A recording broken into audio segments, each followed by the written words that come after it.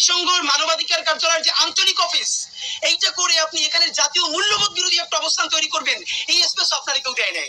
আপনাকে checks and balance তৈরি করতে হবে। এবং দেখেন, এই সরকার মৌলিক কাজ একটার মধ্যেও নাই, যত অকাজ আছে সেইগুলো ডাইকে ডেকে আনে।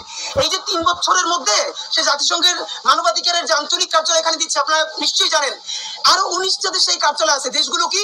ভাই, সিরিয়া, দেশ হচ্ছে ফিলিস্তিন, দেশ হচ্ছে হন্ডুরাস, তারপরে আফ্রিকার কতগুলো যুদ্ধ বিধ্বস্ত দেশ। তা আপনি ভাবেন, আফ্রিকার এই যুদ্ধ বিধ্বস্ত দেশগুলো, ফিলিস্তিনের পাশে, সিরিয়ার পাশে বাংলাদেশের নামটা লেখা থাকবে কেন? বাংলাদেশ কি যুদ্ধ বিধ্বস্ত দেশ? এখানে কি গৃহযুদ্ধ হয়েছে, নাকি এখানে কোনো বহিঃশত্রু আক্রমণের যুদ্ধ হয়েছে? তাহলে এটা কি? আবার এমন একটা ব্যাপার, এই গুরুত্বপূর্ণ ডিসিশনে ইন্টারিম নিচ্ছে কোন ধরনের রাজনৈতিক দলের পরামর্শ ছাড়া। সে বিএনপির সাথে আলোচনা করে নাই, জামাতের সাথে আলোচনা করে নাই, এনসিপির সাথে আলোচনা করে নাই, তড়ি ঘড়ি করে সে তাকে অনুমতি দিয়ে দিচ্ছে।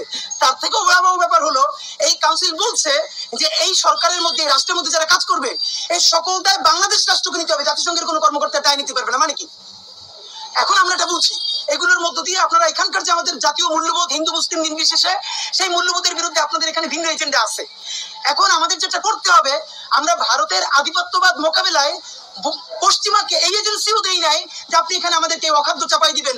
আপনারা যে ফিলিস্তিনে মানবাধিকারের আঞ্চলিক কার্যালয় করেছেন, গণহত্যা থামছে ফিলিস্তিনে, সিরিয়ায় করছেন, সিরিয়ায় গণহত্যা থামছে।